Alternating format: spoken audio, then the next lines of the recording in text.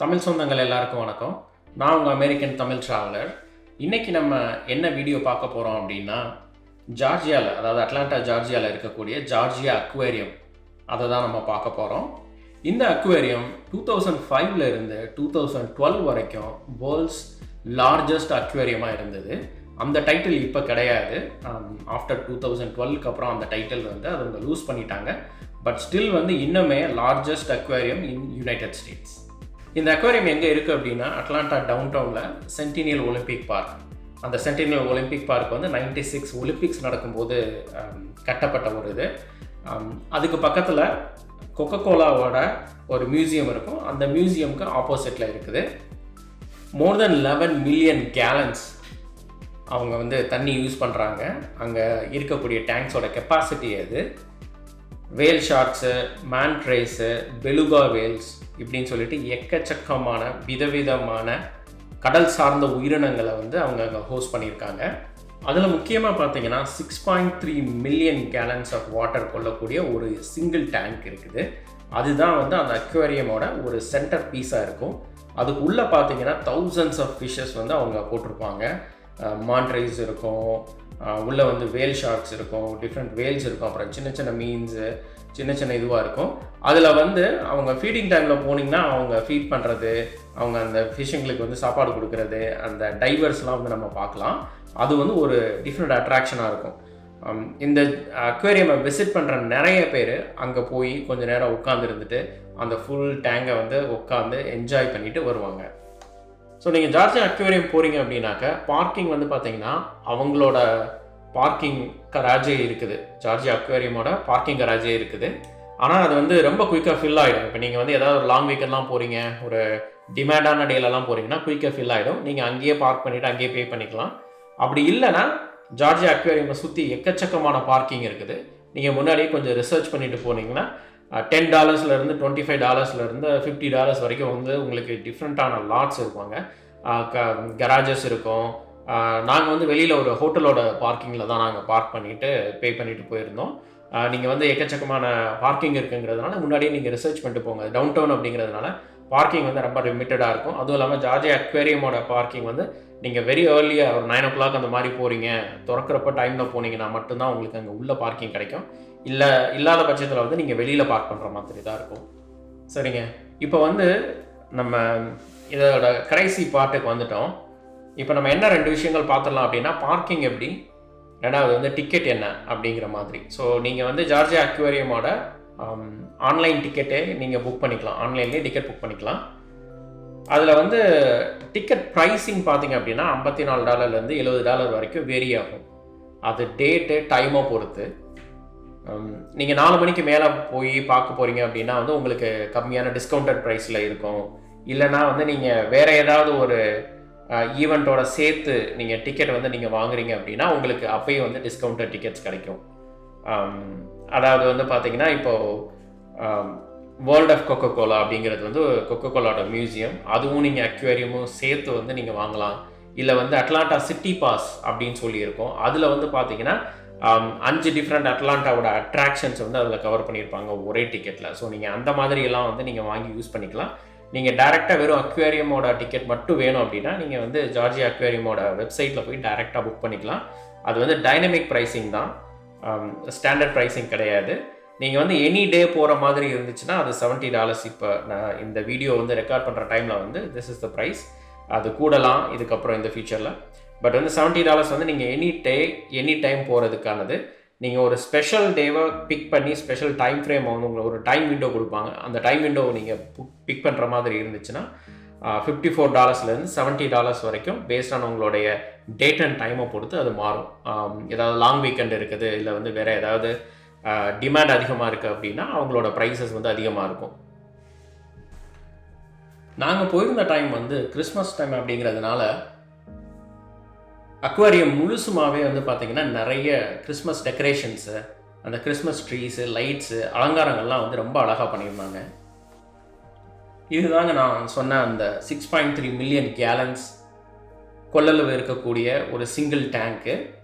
இந்த டேங்க்குக்கு முன்னாடி நின்று நிறைய பேர் ரொம்ப நேரம் வந்து ஸ்பெண்ட் பண்ணி பொறுமையாக வந்து ஒவ்வொரு இதையும் பார்த்துட்டு ஃபோட்டோஸ்லாம் எடுத்துகிட்டு போவாங்க.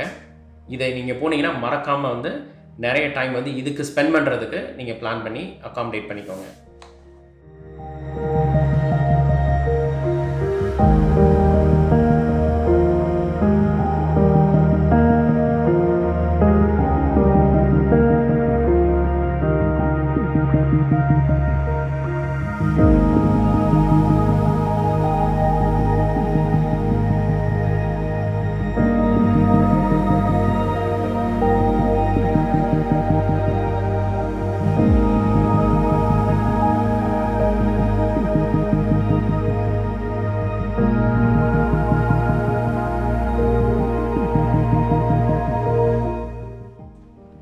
அடுத்த முக்கியமான ஒரு அட்ராக்ஷன் அப்படின்னு பார்த்தீங்கன்னா ட்ராபிக்கல் டைவர். இது வந்து என்ன மாதிரியான கடல் உயிரினங்கள் வச்சுருப்பாங்க அப்படின்னா, இந்த கரீபியன் ஐலண்ட்ஸ் இந்த மாதிரி வந்து ட்ராபிக்கலான இடத்துல இருக்கக்கூடிய கோரல்ஸ், அப்புறம் அந்த கலரான ஃபிஷ்ஷஸ்ஸு, ஜெல்லி ஃபிஷ், இந்த மாதிரியான ஐட்டங்கள்லாம் வந்து அங்கே வச்சுருப்பாங்க.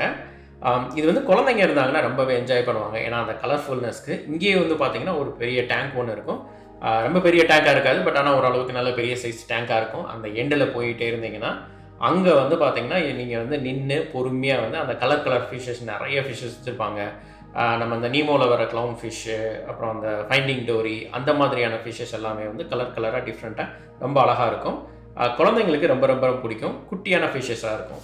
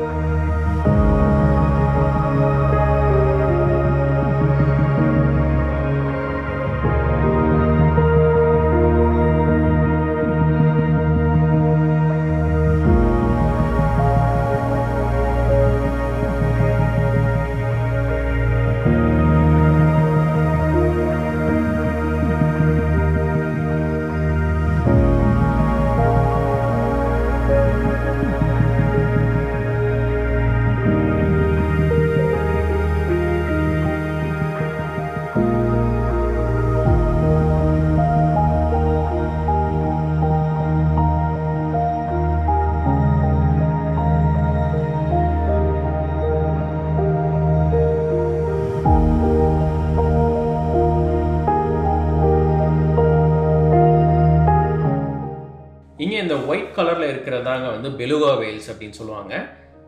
அதோட ஹெட்டு மட்டும் பார்த்தீங்கன்னா ஒரு மாதிரி டிஃப்ரெண்ட்டாக கொஞ்சம் அதிகமாக வந்து ஒரு மாதிரி ப்ரொஜெக்ட் ஆன மாதிரி இருக்கும். ரொம்ப க்யூட்டான அழகாக இருக்கும் அதை பார்க்குறதுக்கு. பசங்க வந்து ரொம்பவே அழகாக என்ஜாய் பண்ணுவாங்க.